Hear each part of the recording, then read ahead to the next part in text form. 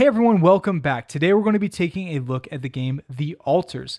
Now this is the game I'm about 5 hours into and I've already got a lot of thoughts on it. This isn't a full review or coverage of the game, it's more of a review in progress. Just to talk about what's working, what's not, and how I'm feeling so far. I'll say right up front, The Alters has one of the most interesting concepts I've seen in a long time and I'm having quite a bit of fun with it, even if there are some issues that I've experienced. The biggest strength of this game is the story and its core concept. You play as Jan, but not just Jan. You play as multiple versions of him based off different life decisions that you could have made throughout his life. Each version of him is called an alter, and each alter has their own personality, skills, and perspectives on who you are. You're able to use these different skills in order to employ different people throughout your base and effectively complete missions and get yourself off the planet that you find yourself stranded on.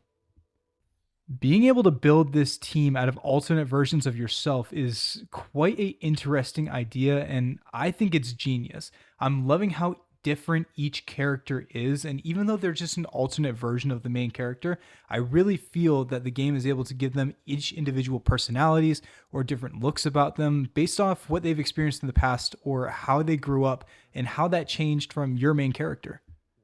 On top of that, the graphics and visual fidelity for this game are very impressive. The environments look really detailed, and I think that they did a great job creating this world that is really based off of nothing. It's a world that is uninhabited, it has no human life, it just has a bunch of resources that humans are trying to extract. I really feel like all the rocks and the grittiness and the environments that they created are detailed, they look really impressive, and I found myself just looking at the landscape, impressed with the world that they were able to create. With the impressive looks and the great concepts, The Alters also really shines with its gameplay. This is a very impressive game that mixes so many different elements of very successful games. I'm talking games like Stardew Valley, The Sims, base builder games, and extraction games. They blend together with this sci-fi twist where you're not only managing how your crew feels, but you're also making sure that they have enough food to eat, you're assigning them to tasks that are aligned with their skills, that you're making sure they're not overworked, and you're putting them in environments that make them comfortable. And like I said before, each character is different in their own way, and having to learn how to not only navigate talking to these individual characters, but also having to learn how to employ them is critical to success in this game. This game has a lot to offer, and all of these different aspects that come together into this game never make it feel overwhelming. This game does a great job at gradually introducing new game mechanics and feeding them to you in a way that you can easily digest.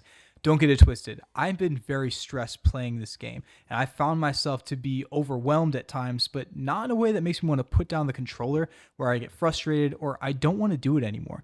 The game has a great way of making sure that you are doing things on task and making sure that you are learning as you go.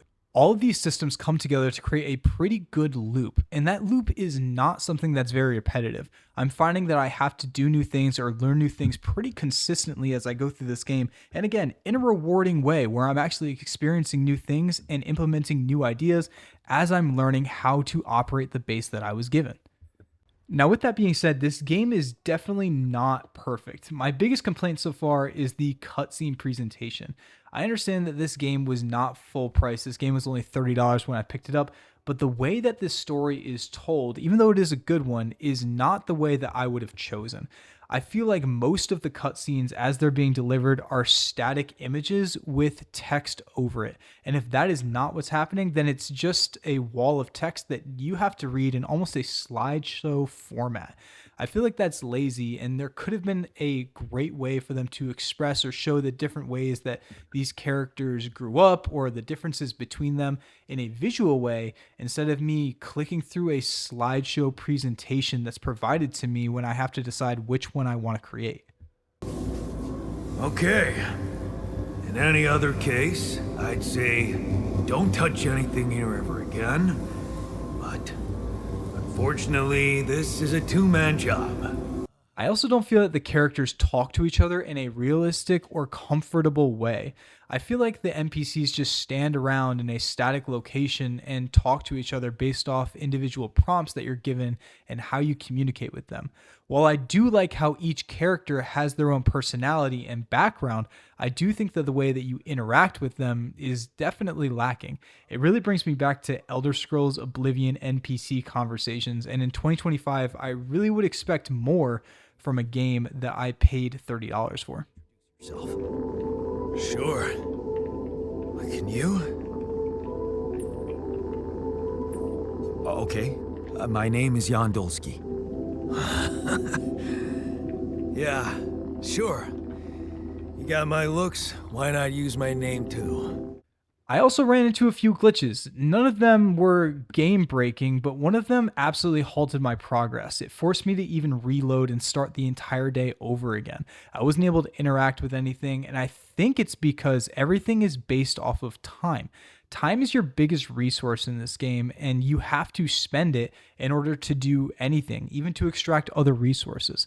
So when I started one process, I went to go do other things, but it seemed like time was frozen.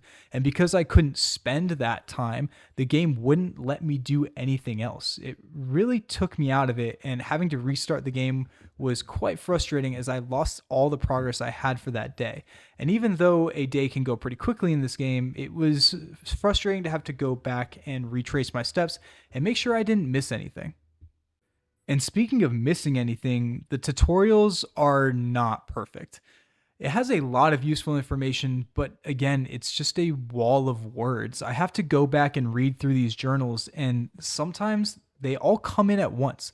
They do a great job at introducing you to new game mechanics gradually, but I found that when you get these tutorials, you have to read them because they're on your screen. I actually found that I was trying to do something else and I was building momentum and I had a good idea of what I had to do.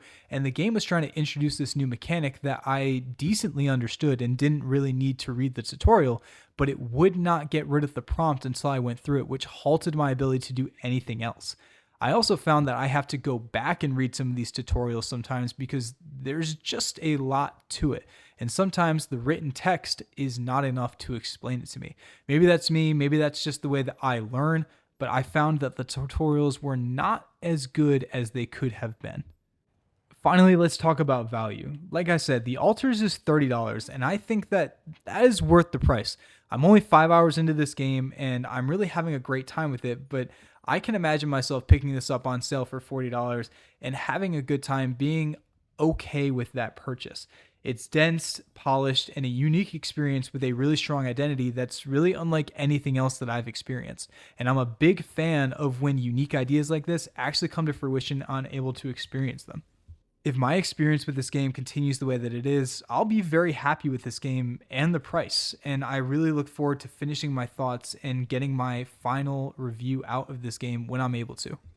But as always, that's just my opinion. That's what I've experienced so far. Who knows? Maybe in the next 25 hours that I experience with this game, it's really going to tank. Or maybe those glitches were one-off and it's going to really blow my mind with how much more they can actually do with such a small package and only $30. That's my opinion. I would love to hear what you have to say down in the comments. I'm excited to read them. I'm excited to communicate with you. Let me know what you think, and I'll see you guys in the next one.